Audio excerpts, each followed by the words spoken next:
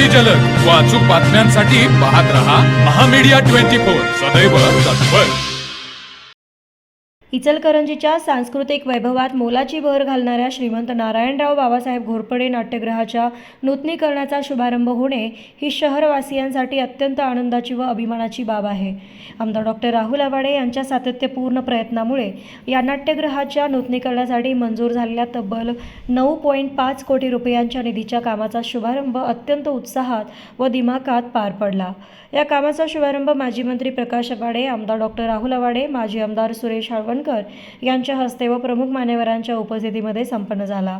आमदार डॉक्टर राहुल आवाडे यांनी शासन दरबारी सातत्याने पाठपुरावा करून हा निधी मंजूर करण्यात आणला असून यामधून नाट्यगृहाचे सर्वांगीण आधुनिकीकरण होणार आहे। हे काम पूर्ण झाल्यानंतर इचलकरंजीतील रसिक प्रेक्षकांना व स्थानिक कलाकारांना एक उत्कृष्ट व आधुनिक व्यासपीठ उपलब्ध होईल, ज्यामुळे शहराच्या सांस्कृतिक क्षेत्राला नवी उंची प्राप्त होणार आहे।